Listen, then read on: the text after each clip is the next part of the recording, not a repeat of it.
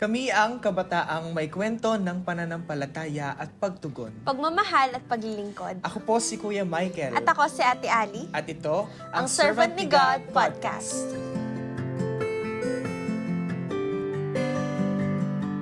Yan. Pinigilan ko nga sabi niya. Yan. Ayan, so for this episode, we'll be talking about... Meron tayong bisita. Sino si Rodek ba yun? For this episode, we'll be talking about detachments. Wow. Naiwan ka na ba? Wow. Detachment. Iniwasan. Detachment. Siguro, bakit nga ba detachment ng natin? Mga iniwan ba tayo ngayong panahon na to? Detachment at detachment. Marami ang bang ating- makaka-relate? Naiwan na ba kayo? Sino bang mga iniwan?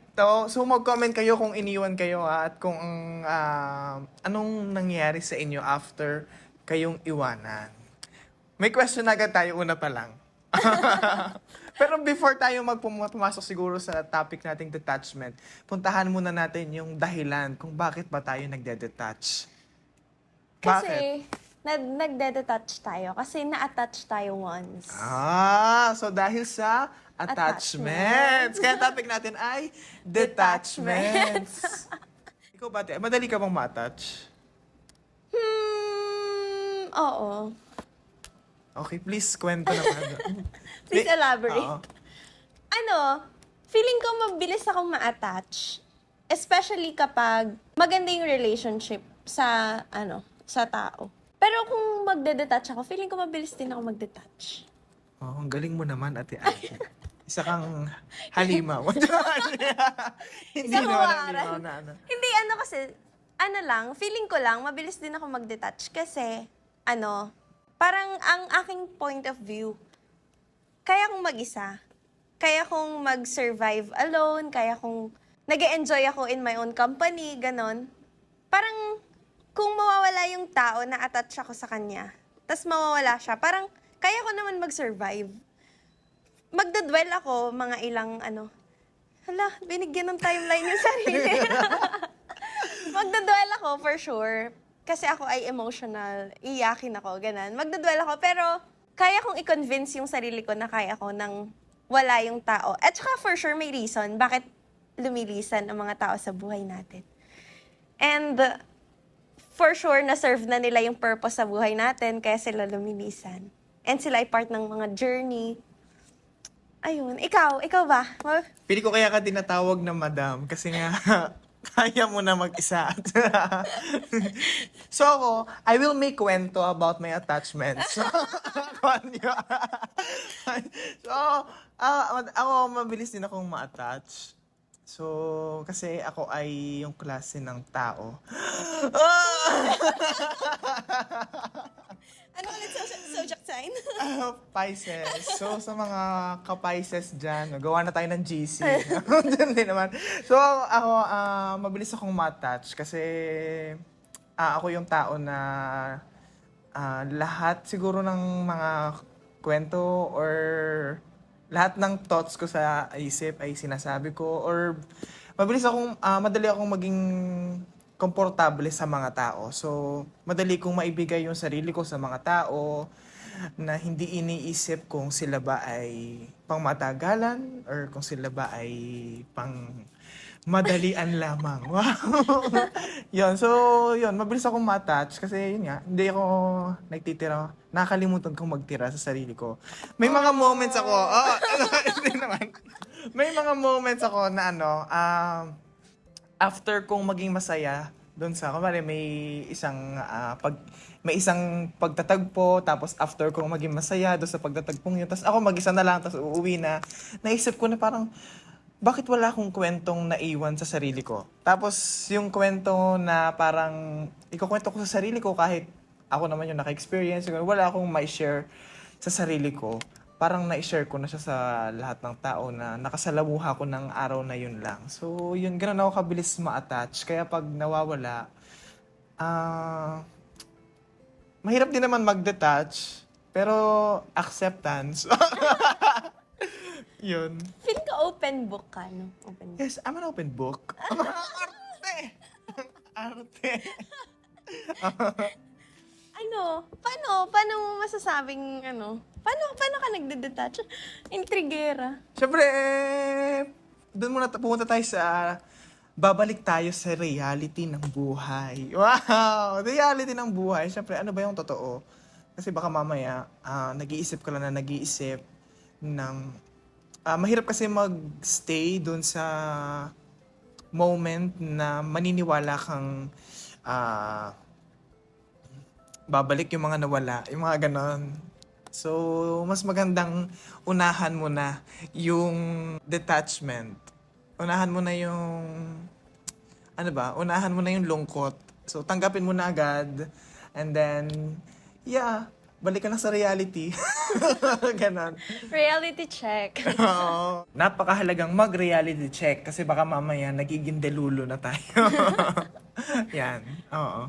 Pero kung pag-uusapan natin yung attachment and detachment, ipapasok natin siya sa usapang ministry. Yan. Diyan dapat tayo nag-uusap.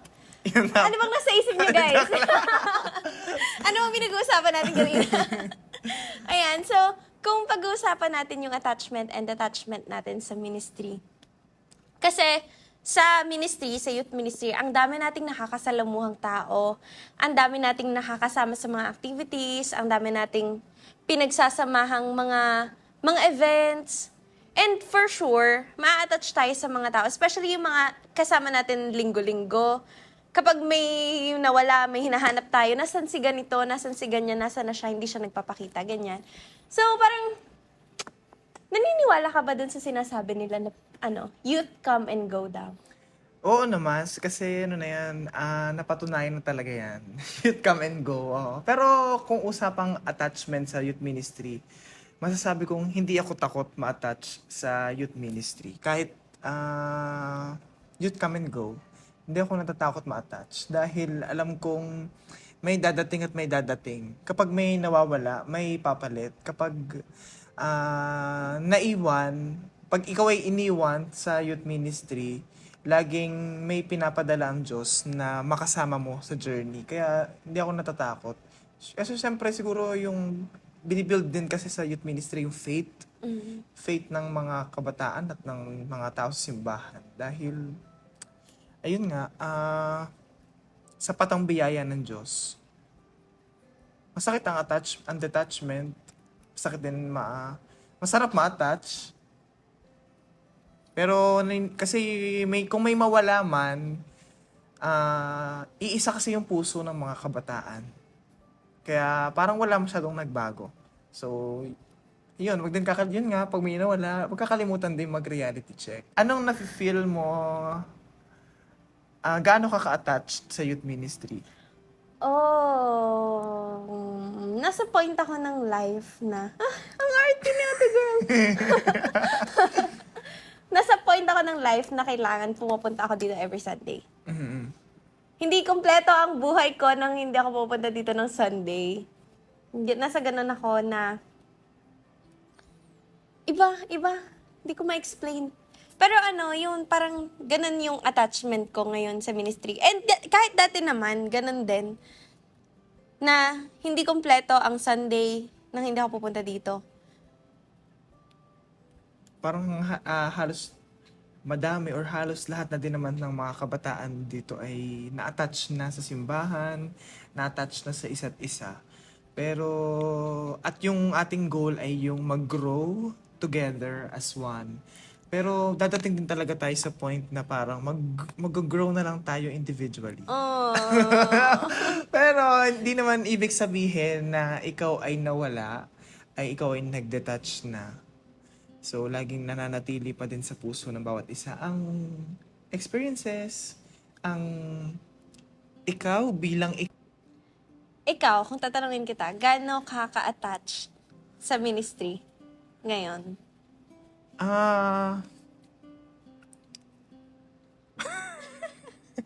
Di ba? Hirap sagutin. Mahirap sagutin. Pero sobrang attached ako sa ministry. Meron nga lang mga ibang mga bagay na nagiging hadlang siguro.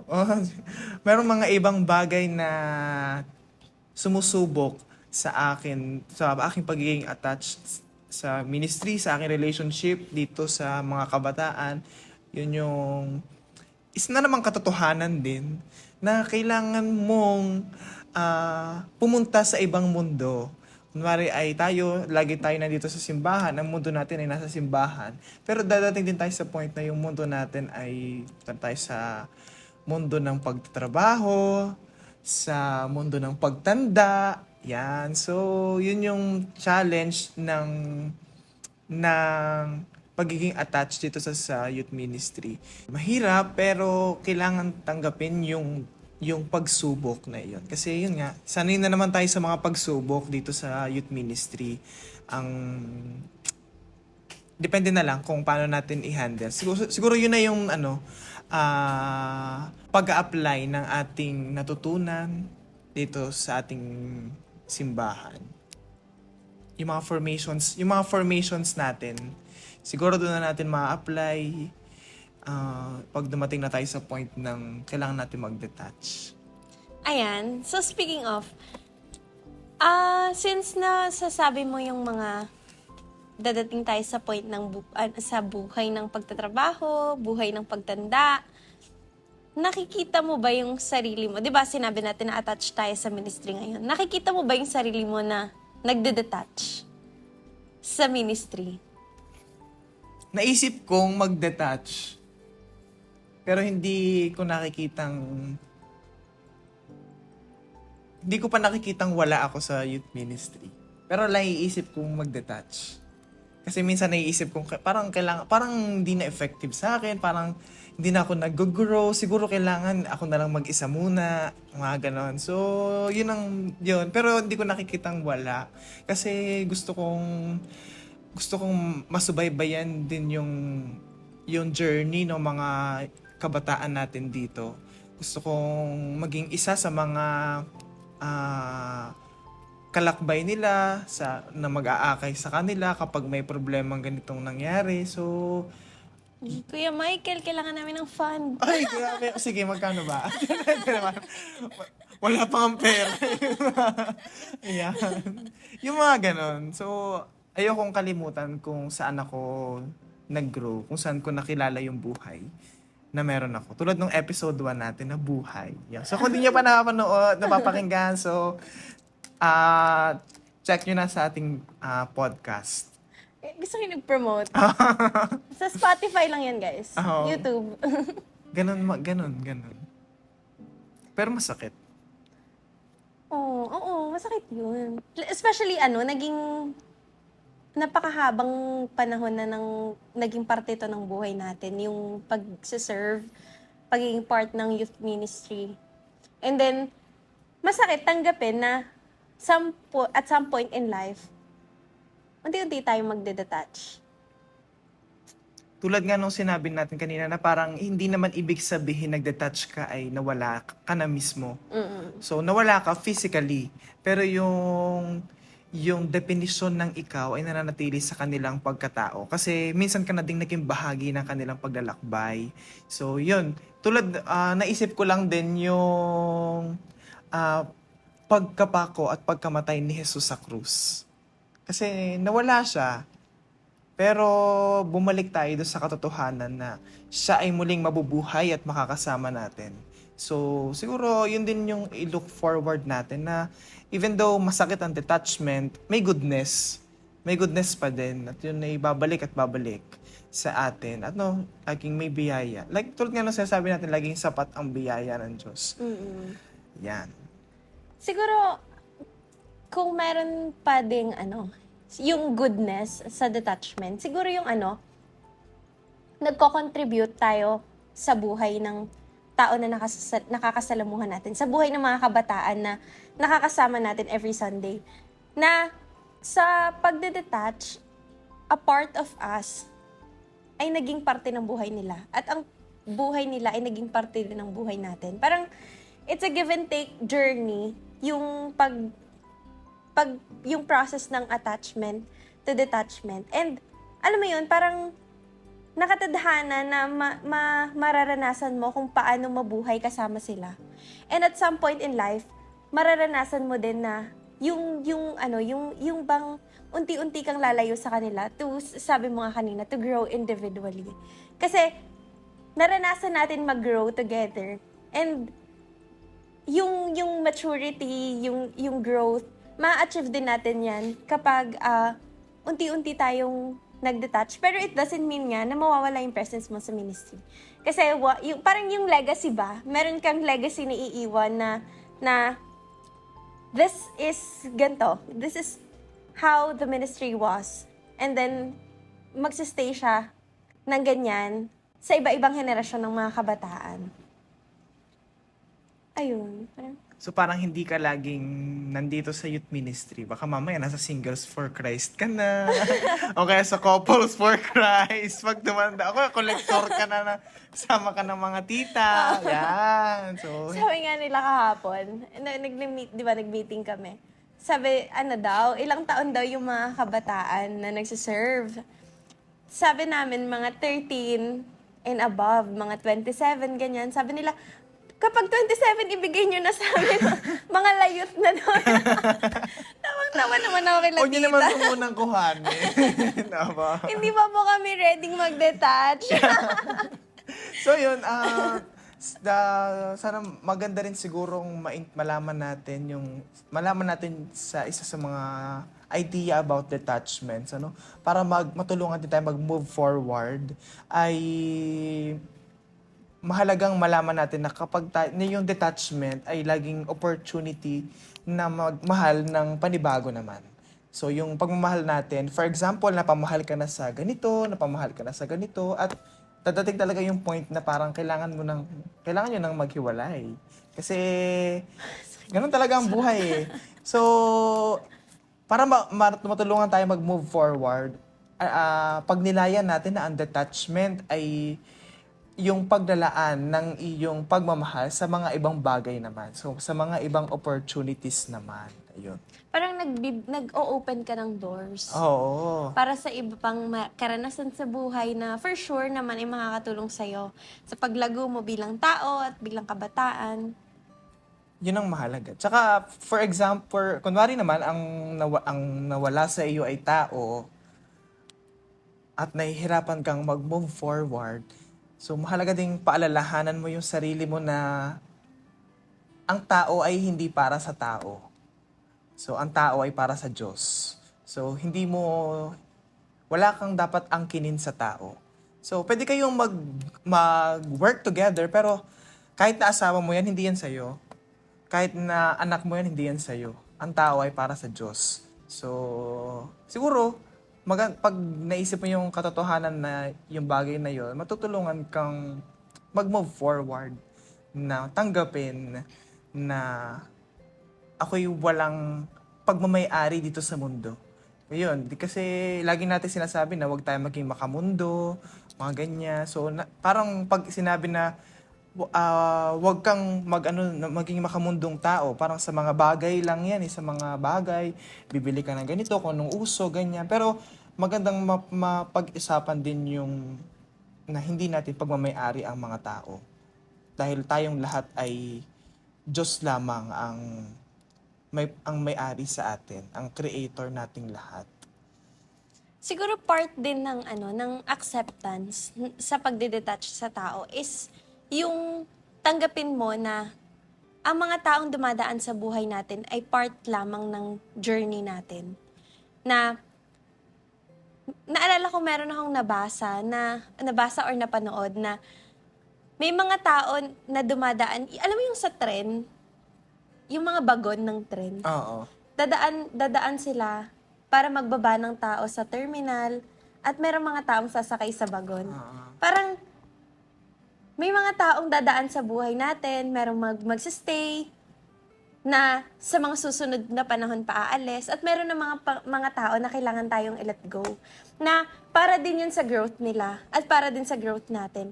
And yung mga tao na yun naman, nakatulong sila sa atin, naging part sila ng buhay natin, marami tayong natutunan sa kanila. And sa mga susunod na bagon, ihahatid natin sila para sa susunod nilang destinasyon. Wow, ang ganda naman sa trend na yun. So sana naging malinaw sa inyo yung detachments, ano. Even though masakit, Even though may kirot, pero yun nga yung mahalaga. Ibig sabihin, kapag nakaramdam ka ng sakit, ibig sabihin, nagmahal ka. At yung pagmamahal na yun, hindi na sayang. Kasi naipunla mo dun sa tao. Kaya, very good pa din. Ika nga ni Father Jake. Very good, very good. Shout out, Father Jake, kung nakikinig ka man. Sana namimiss mo kami, Father Kaya Jake. nga, hindi ko intention na banggitin si Father Jake, pero nasaktuhan na sa detachment na. Hindi na. Yan. So, sana nakatulong tong episode na to sa kanila sa pag-move forward nila, no? At kung may idea sila about detachments, anything to share about detachments, yung journey, so pwede nilang i-comment yun at ikuwento sa ating comment section. Ayan, so, parang sa mga napag-usapan natin, napaka makabagbag damdamin. Oo nga. Ano? Makabagbag. Makabagbag damdamin ng mga words, mga emosyon. Oo. Anong one word mo? Basta napilitawan yung question. Parang ako yung normal na nanggugulat na, tapos ako yung ginulat mong gano'n. Kung may iiwan ako at nakuha, siguro hindi siya one word lang. Yung katotohanan nga, ulitin ko yung katotohanan na ang tao ay hindi para sa tao. Ang tao ay para sa Diyos. So, yun. Hindi ko na may elaborate pa pag nilaya natin na kasi may kanya-kanya tayong interpretasyon doon sa napakahalagang malinaw sa atin ng mga tao. Baka mamaya ang kinina natin to, so yun ay dulot na ng pride. So mas magandang humility to go back to our Creator, which is the Lord. So yun yung aking pulot of the day. Ika nga ng mga mamshis and papshis natin ng magandang buhay. Pulot of the day. Sige, dahil hindi one word yung sa'yo, sa akin din hindi one word. Bibo ka eh. Oo. So, ang pulot of the day ko ay youth come and go, people come and go. And feeling ko hindi ko na siya kailangan i-elaborate. Kasi, Sad. alam mo yun, tanggapin natin na ang mga tao ay dumadaan lang sa buhay natin. And tayo ay ganun din naman, dumadaan lang din tayo sa buhay ng mga tao sa paligid natin. So, yung reaction ko sobrang sad. Pero at the same time, thankful din. Kasi naalala ko yung sinabi ni Ate Cathy. Sabi niya, ang mahalaga naman dyan ay yung nakasama kanila sa kanilang paglalakbay. At yung sa, isang beses lang kayong nagkasama sa isang activity or nakakwentuhan, isang beses mo lang siya nakakwentuhan, tapos wala na. Malungkot, pero salamat pa din dahil sa buhay niya ay nakatagpo ka niya, napag-usapan niyo yung tungkol sa buhay, part ka ng journey. So, masakit pero salamat na din at blessed. At ang maganda doon, naiparanas mo kung paano ka magmahal at naranasan mo kung paano sila magmahal. Yes. So, kung kayo ay nagde-detach ngayon, don't be afraid. Mas piliin yung magmahal pa din. Yun, wag manatili sa lungkot. Dahil uulitin ko, fear is the work of the other. Fear is the work of the other, kaya mas piliin ang magmahal. Yan. And that concludes our podcast. So, thank you for listening sa ating episode na ito. Kung kayo ay nakasubaybay simula episode 1 hanggang sa episode 8 natin. Layo na natin! Layo na, maraming salamat sa inyo. Sana ay maibahagi nyo itong podcast natin, itong munting evangelisasyon. Tama ba? Pag-evangelize natin, kukwento ng buhay dito sa kabataan. Tulungan nyo kami na maraming ma-reach na mga youth. At marinig din yung kwento nila. Yes. And here sa aming parokya ni San Sebastian, kung gusto nyong ma-experience din ang aming kwentong Servant ni God, our doors, the Parachute Ministry of San Sebastian Cathedral, are very open for you and be part of our spiritual family. At kung meron kayong mga kwento or gustong i-share na experience of being a youth servant ni Lord, you can comment here sa comment section and inspire our fellow kabataan. Yes, thank you for listening. At saka huwag niyong kakalimutan yung sa mga gusto pang mga humabol sa ating t-shirt. Ito, suot-suot ko pa din yung t-shirt natin. Sinuot ko talaga to para may promote ulit. Yan, so check nyo lang sa aming Facebook page para maka-order kayo ng aming shirt na ito. At para makatulong din tayo sa mga kabataan pa natin. Ito po ay fundraising. Tulong-tulong po tayo sa mga kabataan ng simbahan. And you can stream this podcast on Spotify, Servant ni God Podcast, YouTube, PYM San Sebastian Cathedral, and Facebook page, Parish Youth Ministry San Sebastian Cathedral, Lipa. Follow us on our social media platforms and never miss an episode. Muli ako po si Kuya Michael. At ako si Ate Ali. At ito ang Servant ni God Podcast.